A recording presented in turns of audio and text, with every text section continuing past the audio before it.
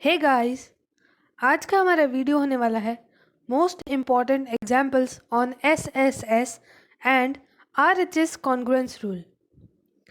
S S S congruence rule और R H S congruence rule जो हमने last 2 videos में पढ़े थे, इन दोनों ही कॉन्ग्रुएंस रूल पर इम्पॉर्टेंट एग्जाम्पल्स हम आज देखने वाले हैं कि किस तरीके से ये दोनों कॉन्ग्रुएंस रूल हम अप्लाई कर सकते हैं अगर हमारे सामने कोई क्वेश्चन आ जाए तो।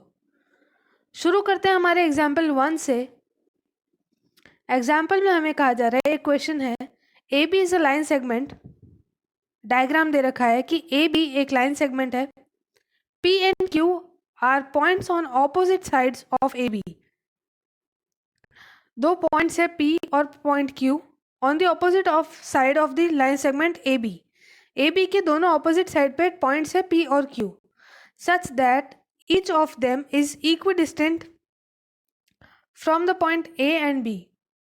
यानी कि P पॉइंट की जो डिस्टेंस है A से और P पॉइंट की जो डिस्टेंस है B से, वो दोनों सेम होगी। यानी कि AP is equal to BP। Similarly जो Q पॉइंट है हमारे पास, उसकी डिस्टेंस A से would be equal to the distance of point Q from the point B of the line AB, giving AQ equal to BQ। तो ये चीज़ हमने यहाँ डायग्राम में यहाँ मार्क कर ली कि हमारे पास AP और BQ बराबर है। AP is equal to BP और AQ is equal to BQ। ये चीज़ गिवन थी तो हमने डायग्राम में मार्क कर ली ताकि हमें आगे सॉल्यूशन में आसानी हो जाए, सिंपलिसिटी मिल जाए हमें। Show that the line PQ is the perpendicular bisector of AB। Question दिया गया है कि हमें ये प्रूव करना है कि ये जो PQ लाइन बनाएंगे, जैसे अगर हमारे पास AB लाइन सेगमेंट है और पी और क्यू दो पॉइंट है, तो अगर हम इन दोनों पॉइंट को ज्वाइन कर लें तो कुछ ऐसा डायग्राम बनेगा। अब हमें बताना है कि जो ए बी लाइन है उसके ऊपर P Q line perpendicular bisector है। परपेंडिकुलर बाइसेक्टर प्रूव करने के लिए हमें दो चीज़ें प्रूव करनी पड़ेगी। फर्स्ट कि A C is equal to B C, यानी कि पी क्यू ए बी को दो हाफ पार्ट्स में डिवाइड करती है। और दूसरी चीज़ कि एंगल पी सी ए और एंगल पी सी बी दोनों ही 90 डिग्री के एंगल है, यानी परपेंडिकुलर राइट एंगल्स है। अगर ये दोनों चीज़ें प्रूव होती है तभी हमारा क्वेश्चन कंप्लीटली सॉल्व होता है। बहुत ही लेंदी क्वेश्चन है और बहुत ही ज़्यादा इम्पॉर्टेंट क्वेश्चन है एग्ज़ाम पॉइंट ऑफ व्यू से, और एस एस एस और R H S congruence rule को अप्लाई करने के लिए बहुत ही ज़्यादा अच्छा क्वेश्चन है। तो चलिए सॉल्व करते हैं बिना कोई टाइम वेस्ट किए। सॉल्यूशन हम सबसे पहले लिखेंगे that you are given that P A is equal to P B. P A और पी बी बराबर है, ये चीज़ हमें दे रखी है, बिल्कुल दे रखी है। सेकेंड चीज़ हमें क्या दे रखी है, Q A equal to Q B. Q A equal to Q B, ये भी दे रखा है। अब आगे हमें क्या दे रखा है, show that we need to show that P Q is perpendicular to A B. ये चीज़ शो करनी है। And P Q bisects A B, मतलब पी क्यू ए बी को दो इक्वल पार्ट्स में डिवाइड करती है। Let P Q intersect A B at C. तो हमने यहाँ एक कंस्ट्रक्शन कर लिया कि पी क्यू अगर ए सी को इंटरसेक्ट कर रही है जिस पॉइंट पर, उस पॉइंट का नाम अगर हम सी रख दें और A P B P A Q और बी क्यू को ज्वाइंट कर दें, तो कुछ इस तरीके का डायग्राम बनेगा हमारे पास। अब इस डायग्राम में नोटिस करो कि ऐसे कौन से दो ट्राइंगल्स हैं जिनको कॉन्ग्रुएंट प्रूव किया जा सकता है। ये चीज़ हमें खुद ही नोटिस करनी पड़ेगी क्योंकि ऐसे क्वेश्चंस एग्जाम में बहुत बड़े मार्क्स में आते हैं जिसमें हमारा खुद का डिसीजन होता है कि कौन से दो ट्राइंगल्स को कॉन्ग्रुएंट प्रूव करने से डिज़ायर्ड रिजल्ट हमें मिल जाएगा।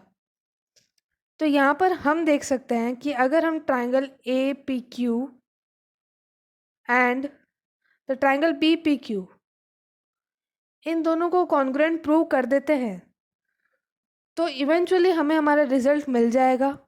कैसे मिलेगा आगे देखते हैं प्रूव करके। सबसे पहले हमने, जैसा कि हमने अभी कहा कि हम दोनों ट्राइंगल्स लेंगे, ट्राइंगल पी ए क्यू और ट्राइंगल पी बी क्यू। अब इन दोनों ट्राइंगल्स में क्या चीज़ है, सबसे पहले तो P Q equal to P Q, common side है, कॉमन बेस है, तो हम लिख देते हैं सबसे पहले यहाँ पर that P Q equals to P Q. Reason हमने लिख दिया कॉमन। ठीक है, अब सेकंड चीज हमें गिवन में से ही मिल जाएगी। हमें ये चीज पता है, पहले इसको मार्क कर लेते हैं हम दोनों ट्राइंगल्स को, ताकि हमें देखने में आसानी हो जाए, जल्दी से क्लिक हो जाए हमारे दिमाग में आंसर, हमें जो चीज़ गिवन है वो हमें दिखने लग जाए। अब हमें पता है कि जो पी ए साइड है वो बराबर है पी बी साइड के, तो यहाँ हम लिख सकते हैं ये चीज़ तो गिवन है हमें, तो हमने यहाँ लिख दिया P A equals to P B, और रीज़न हमने लिख दिया गिवन। ये चीज़ तो गिवन है हमें कि पी ए और पी बी बराबर है। एक और चीज़ गिवन है that Q A equal to Q B, ये चीज़ भी गिवन है Q A equal to Q B, तो ये भी हम लिख सकते हैं that Q A is equal to Q B, reason given, Q A equal to Q B with the reason given. तो अब इन तीन चीज़ों से हमें क्या मिलता है? इन तीन चीज़ों से हमें मिलता है कि एक साइड, दो साइड और तीन side of triangle P A Q is equal to एक साइड, दो side and three side of the triangle P B Q. तो यहाँ पर एस एस एस कॉन्ग्रुएंसी से, S S S congruency rule apply होता है ट्राइंगल्स पी ए क्यू और triangle P B Q को कॉन्ग्रुएंट प्रूव करने के लिए। हो गए ये दोनों triangles congruent proof from the S S S congruency rule. अब अगर ये दोनों ट्राइंगल्स कॉन्ग्रुएंट हैं, अगर ये दोनों ट्राइंगल्स कॉन्ग्रुएंट हैं, तो क्या हम इन दोनों ट्राइंगल्स पर सीपीसीटी का थ्योरम अप्लाई कर सकते हैं, सीपीसीटी का रूल अप्लाई कर सकते हैं? बिल्कुल कर सकते हैं। सो फ्रॉम सीपीसीटी हम ये कह सकते हैं कि angle A P Q is equal to the angle B P Q. From the concept of CPCT angle A P Q is equal to the angle B P Q. Very simple, ये कहा जा सकता है। तो हम यहाँ लिख देते हैं that angle A P Q is equal to angle B P Q, और रीजन है हमारे पास सीपीसीटी। इतना तो हमें मिल गया, लेकिन अभी तक हम हमारे फाइनल डिजायर्ड रिजल्ट पर नहीं पहुंचे हैं कि क्या क्या एंगल पी सी ए और angle P C B 90 degree angles है। अब इस चीज़ के लिए हमें थोड़ा और आगे जाना पड़ेगा, हमें दो नए ट्राइंगल्स लेने पड़ेंगे जिससे हमारे फाइनल रिजल्ट हमें मिल जाएगा। तो हम यहाँ लेते हैं ट्राइंगल पी ए सी और triangle P B C, triangle P A C और ट्राइंगल पी बी सी, मतलब कि पी ए सी ये वाला triangle and the triangle P B C ये वाला ट्राइंगल, छोटे ट्राइंगल में हम आ गए हैं। अब इन दोनों ट्राइंगल में क्या लिख सकते हैं हम? सबसे पहले P C equal to P C, common line, तो सबसे पहले हम लिख लेते हैं P C equals to P C, common.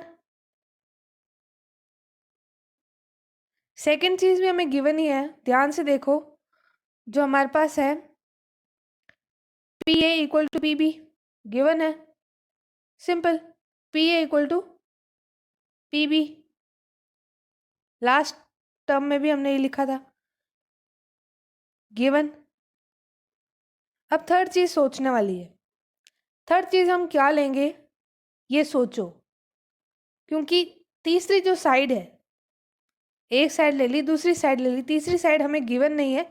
तीसरी साइड का तो हमें प्रूव करना है कि A C equal to B सी, लेकिन हमने लास्ट ट्राइंगल में ये चीज़ प्रूव करी थी कि angle A P Q is equal to angle B P Q, तो ये चीज़ हम आगे लिख देते हैं। हमने अगर एक चीज़ प्रूव कर रखी है पहले, तो हम उसको आगे लिख सकते हैं, यूज़ कर सकते हैं, क्योंकि हम ये चीज़ प्रूव कर चुके हैं। तो हम यहाँ लिख देंगे कि angle A P C equal to angle BPC, क्योंकि angle APC is equal to angle APQ। Same ही तो एंगल है, C को Q तक एक्सटेंड नहीं करोगे तो एंगल तो वही रहेगा। और similarly angle BPC is equal to angle BPQ। एक ही बात है, कुछ भी कहो। तो हम यहाँ लिख देते हैं दैट सेकेंड ट्राइंगल्स में जो दूसरे सेकेंड चीज हमने ली है छोटे ट्राइंगल्स में, उनको कॉन्ग्रुएंट प्रूव करने के लिए हम यहाँ लिख सकते हैं that angle APC equals to angle BPC। और रीजन हम क्या लिखेंगे, रीजन ध्यान से लिखना, प्रूव्ड अबव। हमने अभी अभी प्रूव किया है यहाँ पे। तो अगर इन तीनों चीज़ों को देखते हैं तो हमारे पास जो ट्राइंगल है, ट्राइंगल APC और ट्राइंगल BPC, ये दोनों ट्राइंगल्स प्रूव हो जाते हैं कॉन्ग्रुएंट फ्रॉम SAS कॉन्ग्रुएंसी। कौन सी? SAS कॉन्ग्रुएंसी से। SAS कैसे? Side angle side is equal to this side angle side. तो बहुत ही simply from SAS congruency rule ये दोनों ट्राइंगल्स कॉन्ग्रुएंट प्रूव हो जाते हैं। अब ये दोनों ट्राइंगल्स कॉन्ग्रुएंट प्रूव हो गए तो बहुत ही simply AC equal to BC लिख सकते हैं फ्रॉम CPCT। तो AC इक्वल टू BC जल्दी से लिख देते हैं अपन, AC equals to BC from CPCT corresponding parts of congruent triangle. हाँ, एक पार्ट कॉन्ग्रुएंट, एक पार्ट हमने जो क्वेश्चन के दो पार्ट्स थे उसमें से एक पार्ट तो निकाल लिया है। तो हम यहाँ मार्क कर लेते हैं कि AC इक्वल टू BC हमने प्रूव कर दिया है कि दोनों बराबर है। अब AB एक लाइन थी, AB एक लाइन है, यहाँ दे रखा है AB is a line segment. तो ये जो पूरा एंगल है, ध्यान से देखना, ध्यान से सुनना, ये जो पूरा एंगल है ये होगा 180 डिग्री होगा। अब ये एंगल दो पार्ट्स में डिवाइड है, एंगल PCA और एंगल PCB, तो इन दोनों का सम भी 180 डिग्री होगा। तो क्या हम लिख सकते हैं that angle PCA plus angle PCB equals to 180 degree लिख सकते हैं। और इसका रीजन भी लिख सकते हैं, लीनियर पेयर, ये दोनों एंगल्स लीनियर पेयर है। बट फ्रॉम 2, अगर हम इसको यहाँ 2 लिख दे, यहाँ 2 लिख दे, और ये वाला जो ट्राइंगल कॉन्ग्रुएंट प्रूव किया था उसको 1 लिख दिया, फ्रॉम 2 हम ये कह सकते हैं that angle PCA is equal to angle PCB, क्योंकि ये दोनों ट्राइंगल्स तो कॉन्ग्रुएंट हैं। अगर ये दोनों ट्राइंगल्स कॉन्ग्रुएंट हैं तो CPCT के अकॉर्डिंग हम ये कह सकते हैं that angle PCA is equal to angle PCB। सही बात है ना?